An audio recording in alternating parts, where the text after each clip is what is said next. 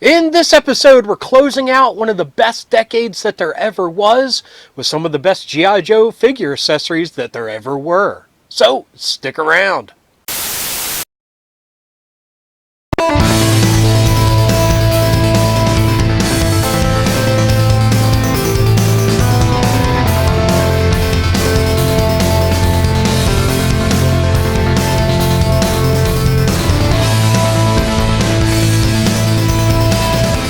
Hello friends and welcome to Days of Dorker Past. My name's Rob and in this episode we're looking at 1989 and some of the best G.I. Joe figure accessories that there were.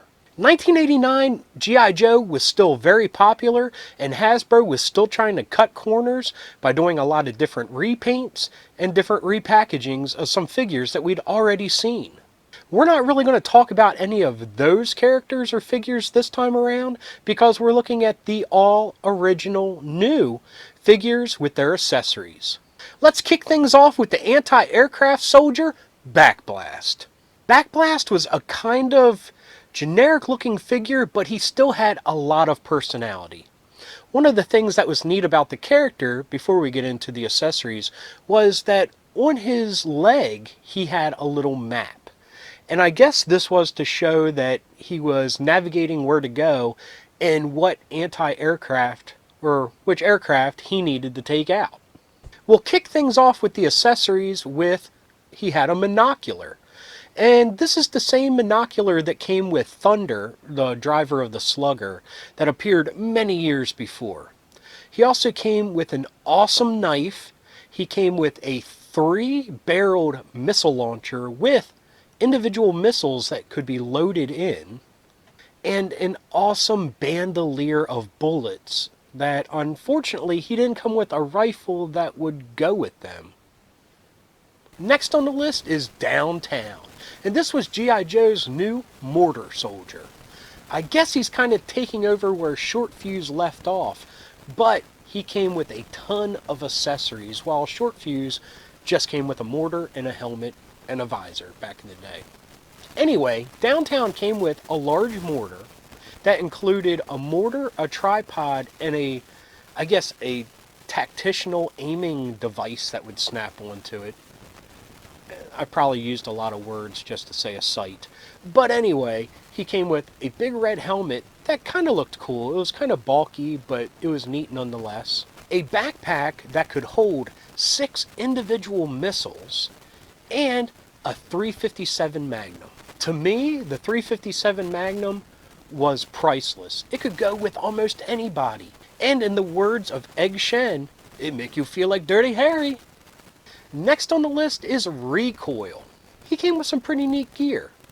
The figure itself had a really neat camouflage pattern and a face and helmet glasses combo that was kind of reminiscent of Lifeline.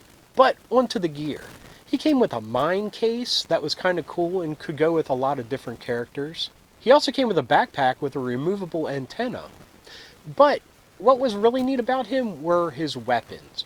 Unfortunately, they are a god-awful baby blue color, which, why?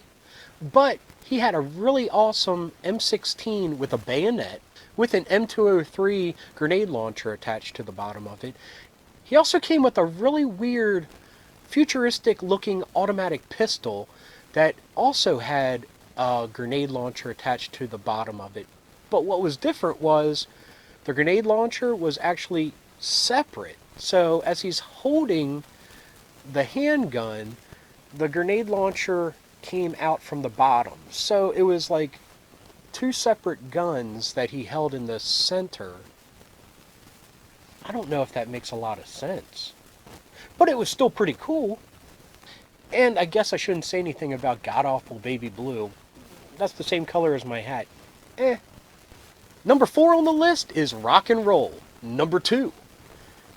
This Rock and Roll came packed with 2 twin-barreled Gatling guns that would probably break both his arms while using, but dang, they were awesome. The cylinders moved independently, which was super awesome. That articulation within a weapon always bonus points. He also came with a backpack that 2 bandoliers could attach to, and this awesome lever action Winchester rifle looking thing that could snap to the side of his leg by 2 little posts. Very cool. And that's kind of one of those things that reminds me of the movie Aliens, which a lot of things remind me of that awesome movie. But when they couldn't use their pulse rifles and Hicks pulls out a shotgun, that's kind of what this reminds me of. Like, hey, rock and roll, you can't use your Gatling guns because we don't need to dispense 1,000 rounds of ammo. Hey, that's okay, I'll just pull out my Winchester. That's awesome. Rock and roll's awesome. While we're talking about sequels, the next character on the list is Snake Eyes number 3. Snake Eyes number 3 seemed to want to rewrite the book on what ninja weapons should be. They kind of scrapped everything that we've seen in the past, and this time, Snake Eyes came with an awesome broadsword that had holes in it, which I could only assume would whistle through the air when he would attack. That's pretty cool. He also came with a backpack that could hold the sword. He came with a tri-sectional staff, which to this day I think is an awesome weapon. But he also came with a super long and I guess super accurate blowgun. This blowgun is more of a futuristic design that it had a handle that I guess he could hold up to through his mask and blow the wind through it. But on top of that, of course it's Snake Eyes, so he had to come with an Uzi. This Uzi comes equipped with a very large silencer and a little hook on it that he could wear it.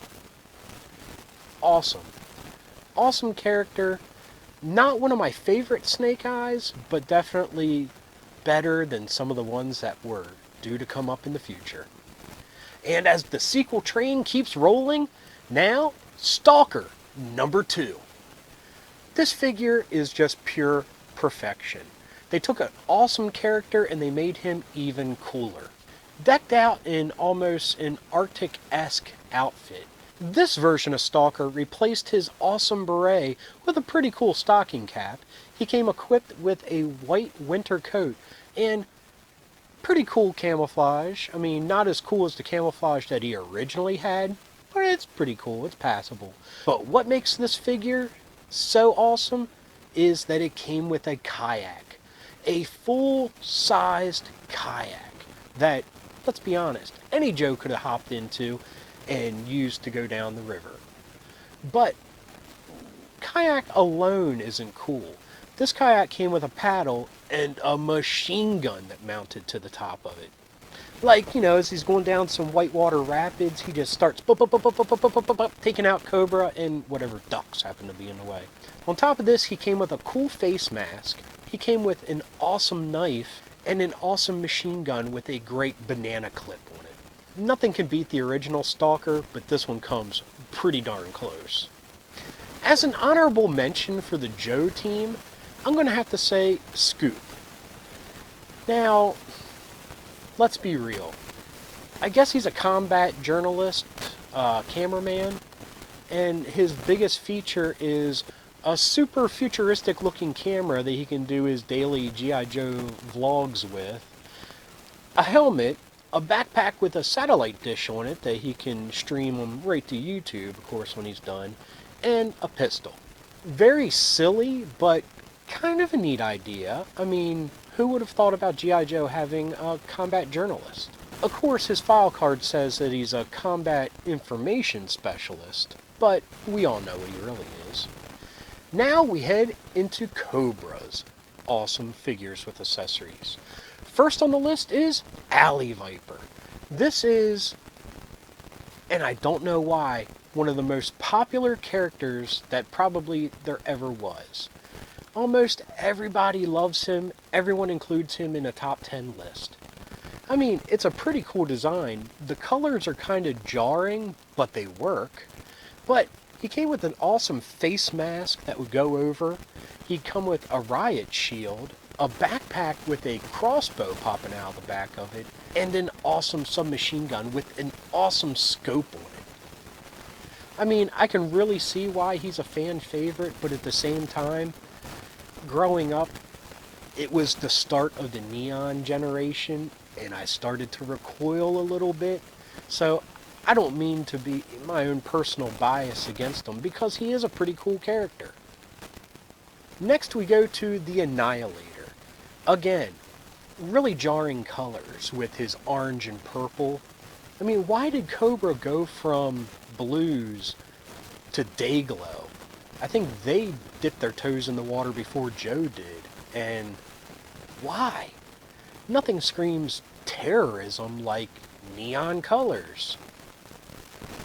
But anyway, what made the Annihilator super awesome was that he came with a backpack helicopter. And I don't mean like helicopter, I just mean a backpack with a propeller coming out of the top of it. On one side you had a handle for controlling it, and on the other you had a little gun, a nondescript gun of some sort on the side. But kind of like Alley Viper, he came with an awesome submachine gun that would really spruce up any character's armory. On a personal note, Annihilator was one of the last G.I. Joes that I got on a Christmas morning, and I just happened to be, 13 at the time? I ain't frontin'. The next Cobra on the list is another one that has a personal tie to me because it was under the Christmas tree that morning that I got some of my last G.I. Joes for Christmas, and that is the Frag Viper. What makes the Frag Viper cool? I mean, it's not his outfit, which is kind of cool. He has an awesome helmet on. He came with a cesta with 3 grenades that he could launch like he's playing High-Lie. I mean, that's awesome. High-Lie is one of the most deadliest sports in the world. They can launch those balls over 100 miles per hour, and when they hit people, they kill them. So now equate that to a dude throwing grenades like that. Cobra knew what was up when they equipped that dude. He also came with an awesome gun. Cobra knew where it was at with these guns during this year. I mean, it's pretty typical Scorpion-esque looking submachine gun, but it was awesome. It's those plain little guns like that that you could swap out with other characters and would just look badass.